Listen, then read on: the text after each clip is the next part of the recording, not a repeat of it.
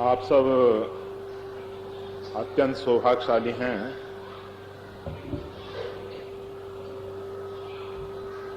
हमारे वंदनीय संतों के मुखारबिंद से उनके वचनामृत का पान कर रहे हैं कि ये हमारे पास तो आज एक विशेष सूचना आई उसमें कहा गया था कि इस वर्ष रामार्चन का विशेषांक विज्ञान निर्झर के संपादक का पत्र था।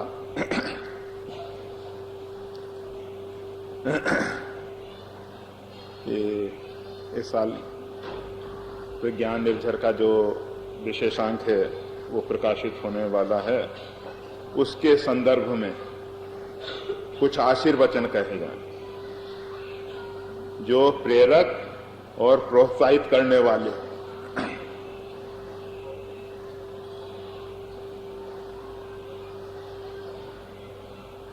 रामार्चन के विषय में कहने के लिए कहा गया।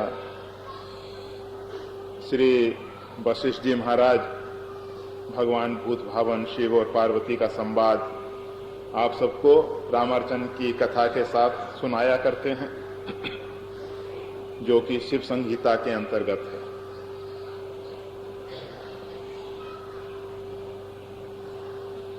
एक बात मुख्य जो है समझने की है,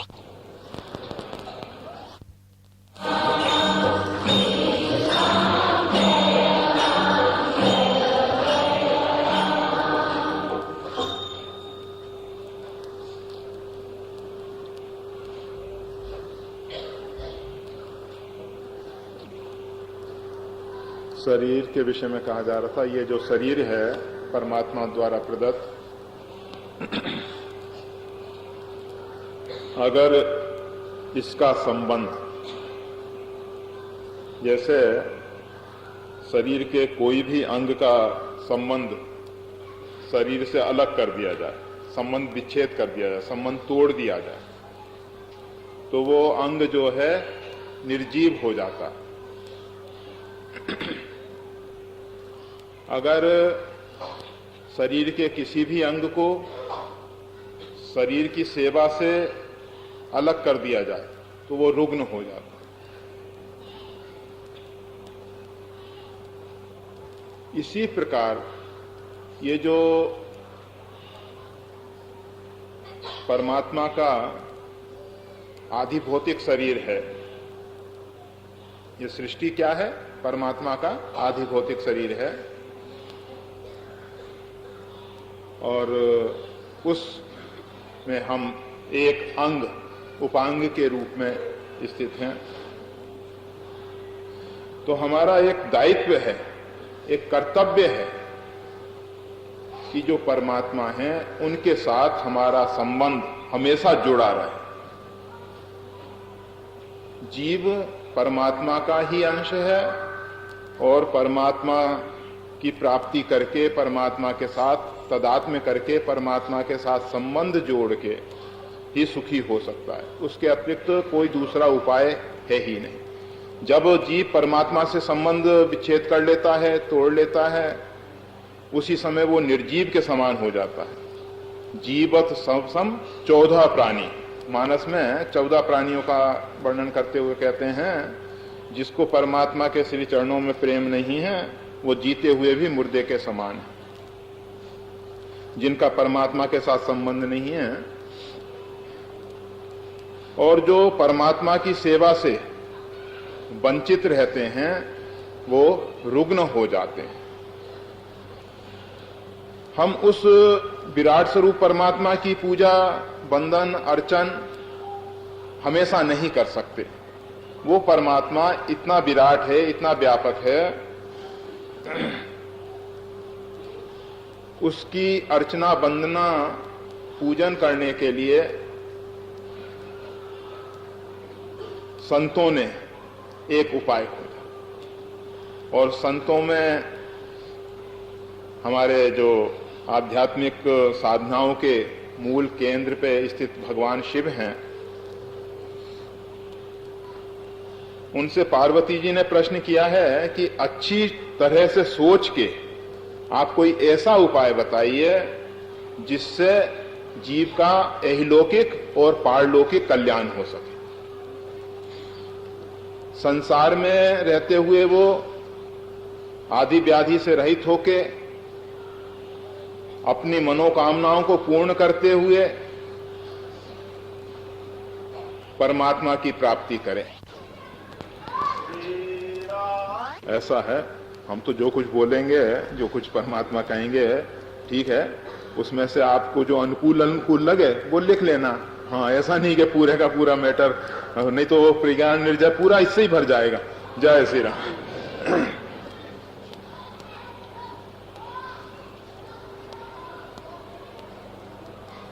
संसार में देखा जाता है कि लोग जो हैं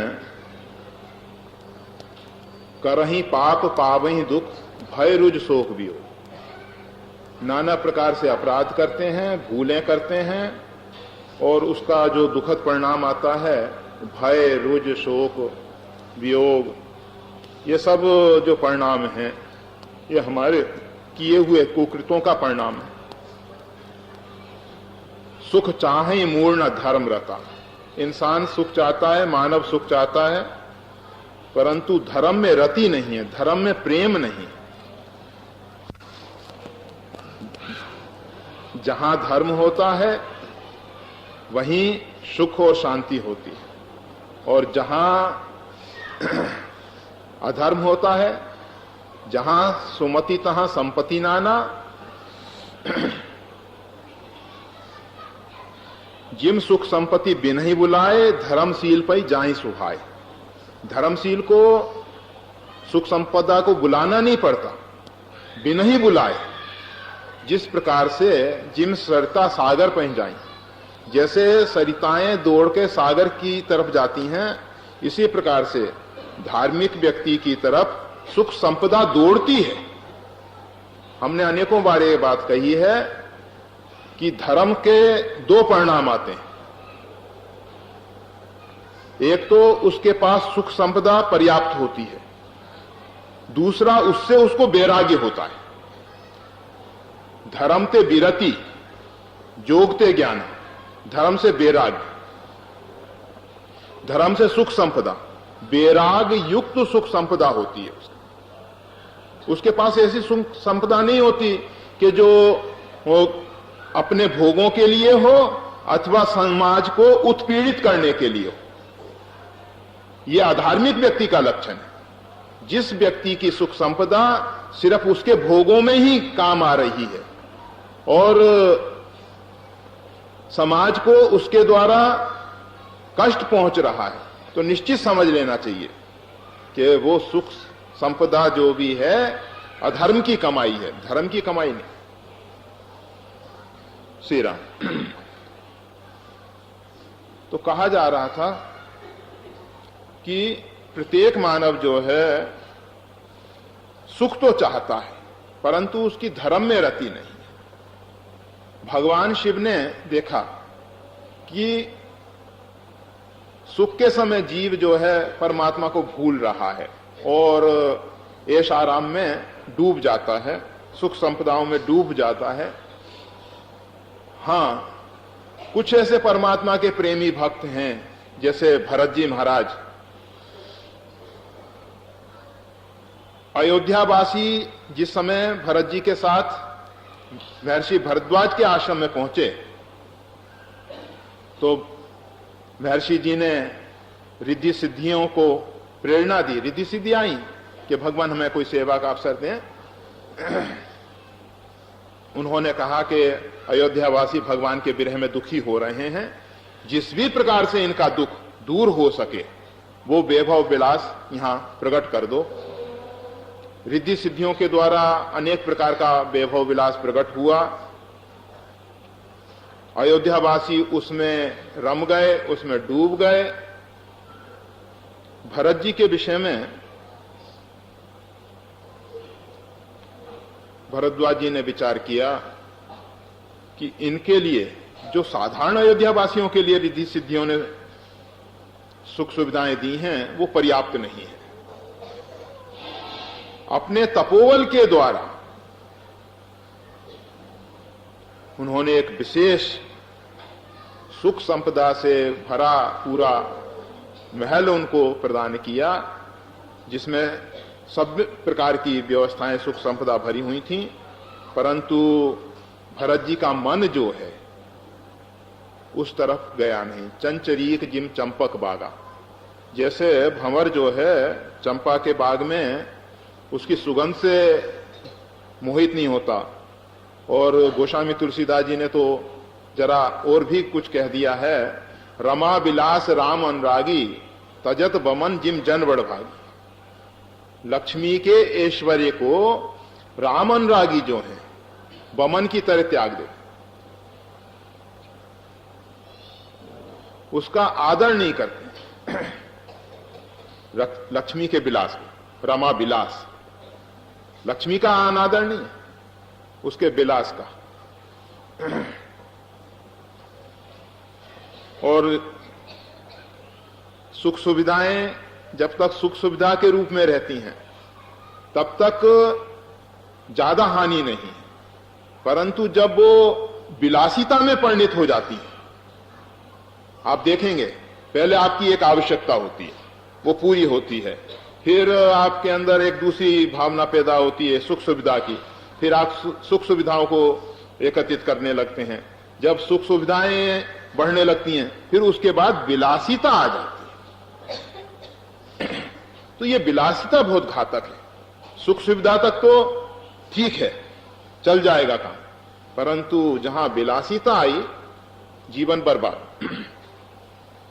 अभी रामायणी जी जो महाराज रघु की बात कर रहे थे, महाराज रघु इत्यादि जितने राजा हुए उस समय के, वो इस प्रकार के त्यागी राजा थे। प्रजा से जो कुछ भी कर रूप में धन मिलता था वो प्रजा की सेवा में ही लगा देते थे।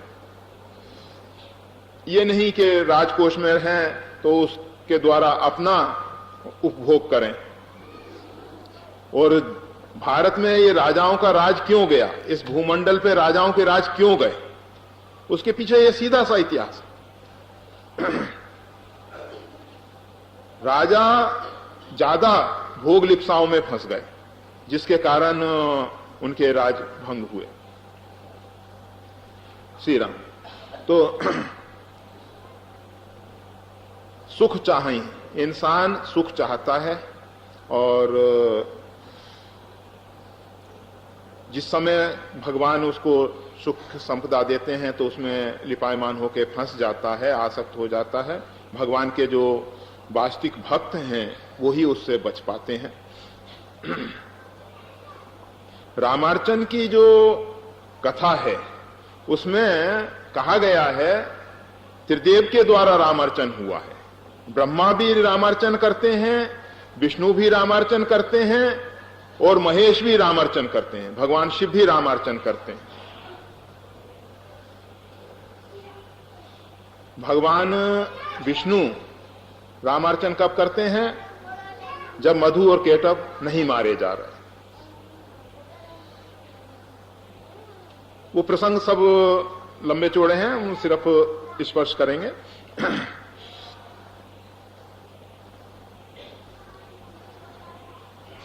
जब जीवन में कोई ऐसी परिस्थिति बन जाए, वहां मधु और केटव जो हैं राजसी और तामसी वृत्तियां हैं, जिनको सत्वगुण जो है परास्त करना चाह रहा है। एक सात्विक साधक जो है रजोगुण और तमोगुण को परास्त करना चाह रहा है। युद्ध बहुत समय से चल रहा है, सतोगुण ने उनको दबा रखा है, परंतु वो मरते नहीं, उनके द्वारा मारे नहीं जाते। जब वो जो गुणातीत पूर्ण ब्रह्म परमात्मा हैं उनका अवलंब लेते हैं, उनका सहारा लेते हैं, उनसे प्रार्थना करते हैं कि प्रभु ये हैं, मैं आपके अर्चन वंदन करूंगा, रामार्चा करूंगा, अगर ये मारे जाएं तो मधु केटव मारे जाते हैं। ये सात्विक साधकों के लिए सबसे अधिक प्रेरणा का विषय है कि कोई भी साधक चाहे तो अपने अंतरस्थ छिपे हुए दुर्गुणों को अपने बल से नहीं पराजित कर सकता। भले ही वो कितना ही सात्विक वृत्ति से रहने वाला है, कितना ही जप तप अनुष्ठान करने वाला है, फिर भी उसके जो दुर्गुण हैं वो उसके साधन से दूर होने वाले नहीं। उसके लिए उसको परिपूर्णतम ब्रह्म, जो जीवों के जीव, आत्मा के आत्मा, परम प्रकाश रूप जो परमात्मा श्री राम हैं, भगवान श्री राघवेंद्र हैं, भगवान श्री राम हैं, उनकी शरणागति स्वीकार करनी होगी। और शरणागति के बाद वो प्रेरणा देते हैं कि रामार्चन करो। ब्रह्मा जी ने सृष्टि के विस्तार के लिए रामार्चन किया। हम सब चाहते हैं विकास विकास विकास, परंतु हमको कोई बताने वाला नहीं मिलता। रामार्चन की जितनी कथाएं हैं, उन कथाओं में आप पाएंगे कि एक प्रेरक है। भगवान विष्णु के अंदर स्वाभाविक प्रेरणा हुई है, अंदर से प्रेरणा हुई है। वैसे ब्रह्मा जी के लिए विष्णु भगवान ने प्रेरणा दी कि तुम रामार्चन करो, जब वो सृष्टि का विस्तार करना चाहते थे। और जो अन्य अन्य कथाएं उसमें इतिहास पौराणिक भरी हुई हैं, उन सब में कोई ना कोई महापुरुष के द्वारा प्रेरणा हुई, किसी के द्वारा प्रेरणा हुई, तब उसने रामार्चन किया। आज बहुत से लोग रामार्चन करते हैं और परिणाम नहीं आते। कारण क्या है? एक कारण उसमें यह भी है कि प्रेरक जो है महापुरुष नहीं है। अगर प्रेरक महापुरुष होगा तो सुनिश्चित समझ लीजिए, हमारी बात को भगवान नहीं माने चलेगा, परंतु अपने भक्तों की बात नहीं टाल सकते वो। अगर भक्त ने कहा कि प्रभु आपको अमुक भक्त के लिए तो ऐसा करना ही है, तो भगवान को मानना पड़ेगा। तो इसीलिए रामार्चन की कथा में जहां जहां प्रेरक भगवान के भक्त महापुरुष रहे हैं, उनकी प्रेरणा से किया हुआ जो रामार्चन है वो तत्काल फल देता है। और आप सब सोचते हैं अपने बुद्धि के अहंकार को लेके, अपने धन वैभव के अहंकार को लेके, और समाज में अपने मान प्रतिष्ठा का प्रदर्शन करने हेतु रामार्चन किया जाए, तो रामार्चन का परिणाम जिस प्रकार से आना चाहिए उस प्रकार से नहीं आता। रामार्चन के दो परिणाम आते हैं। एक परिणाम तो यह है, जो निष्काम भाव से रामार्चन करते हैं वो परमात्मा की प्रेमा भक्ति पाते हैं, और जो मोक्ष की आकांक्षा से रामार्चन करते हैं उनकी मुक्ति होती है। और जो सांसारिक वासनाओं की पूर्ति के लिए, चाहे वो शरीर के रोग निवृत्ति के लिए हो, धन वैभव के लिए हो, या अन्य अन्य पुत्र इत्यादि की कामना हो, उनकी कामनाएं वो पूर्ण होती हैं। रामार्चन में एक विशेषता यह है, वो सब प्रकार की उपलब्धियां कराने वाला है, फिर भी जिज्ञासु के अंदर, मुमुक्षु के अंदर, साधक के अंदर जैसी भावना है उसके अनुरूप ही वो फल देते हैं। अब आपको ये सोचना है कि हम रामार्चन करते हैं तो उससे हम क्या इच्छा रखें, रामार्चन के पीछे हमारा क्या संकल्प होना चाहिए। हम तो कहेंगे कि अगर परमात्मा आपको माध्यम बना के रामार्चन कराएं तो परमात्मा से यही प्रार्थना करना कि प्रभु जेहि विधि प्रभु प्रसन्न मन होई, करुणा सागर कीजे सोई। जिस भी प्रकार से आपकी प्रसन्नता है, हम ये अर्चन आपकी प्रसन्नता हेतु कर रहे हैं। और आपको अगर ऐसा लगे कि भाई इसको कुछ देना ही चाहिए, क्योंकि परमात्मा के दरबार में जो भी हाथ जोड़ के जाता है ना, तो परमात्मा को लगता है कि इसको खाली ना भेजें, क्योंकि रकुल शिरोमणि है ना। तो भगवान को अगर ऐसा लगे कि कुछ देना ही है, तो अपने चरणों का निष्केवल प्रेम दें। पर लोग जो हैं अधिकांश, अपनी यही लौकिक कामनाओं के लिए ही रामार्चन की तरफ आकर्षित होते हैं। वो सिर्फ, और कथाओं में भी उन्हीं की विशेषता दिखाई दे रही है। जितना भी वो इतिहास आपको सुनने को मिलता है उसमें भी सकामी भक्तों की गाथाएं ज्यादा मिल रही हैं। उसके पीछे एक दृष्टि रही है हमारे ऋषियों की। हमारे ऋषि चाहते हैं किसी भी प्रकार से जीव जो है परमात्मा तक पहुंच जाए, और जब एक बार परमात्मा के स्वभाव से परिचित हो जाएगा ताई भजन तज भावना ना, जिसको उमा राम स्वभाव जे जाना, भगवान के जो स्वभाव को जान जाएगा, भगवान की प्रकृति को जो जान जाएगा, उसको तो भजन के अतिरिक्त दूसरा कुछ अच्छा लगेगा ही नहीं। तो जैसे बच्चे को प्रलोभन देके स्कूल भेजते हैं कि भाई देख स्कूल जाएगा ना तो तुम डॉक्टर बन जाओगे, इंजीनियर बन जाओगे, और तुम स्कूल जाओगे तो तुमको टॉफी दी जाएगी, तुमको बिस्किट दिए जाएंगे, तुमको मिष्ठान दिए जाएंगे। ये सब बातें बच्चे को स्कूल तक पहुंचाने के लिए। मुख्य उद्देश्य उनका यह है कि स्कूल में जाके वो सुशिक्षित होके एक आत्मनिर्भर आदर्श मानव बने। तो रामार्चन के पीछे भी मुख्य उद्देश्य तो यही है कि मानव का जो जीवन का परम ध्येय है परमात्मा की प्रेमा भक्ति, उसकी उपलब्धि हो। आप देखिए भगवान शंकर ने जो रामार्चन किया है, पार्वती जी ने प्रश्न किया कि भगवान आपने ब्रह्मा जी के रामार्चन की बात बताई, विष्णु के रामार्चन की बात बताई, क्या आपने रामार्चन नहीं किया? कहा भाई मैं तो निरंतर रामार्चन करता रहता हूं, निरंतर रामार्चन में डूबा रहता हूं, परंतु एक बार विवश होके मेरे को रामार्चन करना पड़ा। कहा कि ऐसी क्या मजबूरी आ गई भगवान, आपके साथ ऐसी कौन सी समस्या आई? आप तो अपने आप में पूर्ण काम है, आपके संकल्प मात्र से पूरा विश्व ब्रह्मांड जो है तृप्त हो जाता है, सुख समृद्धि का अनुभव करता है, और आपको ऐसी कौन सी मजबूरी? कहा कि तुम ही उसका कारण बनी। पूर्व जन्म की ये कथा है।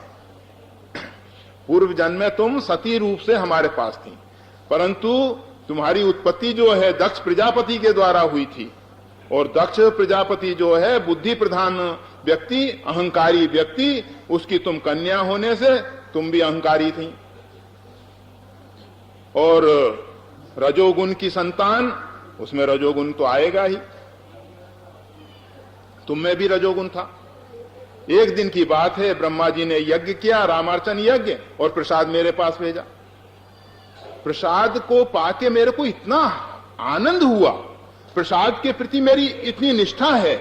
भगवान शिव नहीं कह रहे हैं ये सब, ये हम सब कह रहे हैं कि भगवान शिव की प्रसाद के प्रति इतनी निष्ठा है कि प्रसाद का नाम सुनते ही वो आनंद में डूब गए और अत्यंत अपनी परम प्रिय पत्नी को भी भूल गए।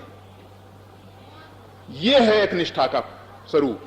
अगर आपको परमात्मा में प्रेम है तो परमात्मा की चर्चा सुनते सुनते आपको यही लौकिक जगत के जितने भी संबंध हैं वो सब विस्मृत हो जाने चाहिए। आप जब भगवान का नाम स्मरण करें, भगवान का चरित्र गान करें, जब भगवान का प्रसाद लें, आप सब प्रसाद लेने के लिए बहुत से तो सोचते हैं कहां इस भीड़ में फंसना, बेकार, तो वो तो अलग हट जाते हैं। कुछ लोग ऐसे हैं जो प्रसाद लेते तो हैं परंतु उस अहोभाव से नहीं भरते जिस भाव से भगवान शिव भरे। आप देखिए इस कथा में जो कुछ प्रेरणाएं मिल रही हैं, रामार्चन की जो कथा है उनको हमको स्वीकार करना है। तो भगवान शिव प्रेम में डूब जाते हैं और स्पष्ट कहते हैं कि मेरे को तुम्हारी स्मृति नहीं रही। प्रसाद ग्रहण कर लेते हैं। अब सती जी जो भगवान की अर्धांगिनी है, उनको जब मालूम पड़ा नारद जी के द्वारा, नारद बाबा उधर से निकल रहे थे, सती जी ने पूछा बाबा आज किधर से आगमन हो रहा है? अरे भाई ब्रह्मा जी के यहाँ रामार्चन यज्ञ हुआ था, वहां का प्रसाद लेकर आया था, तो महाराज मेरा हिस्सा।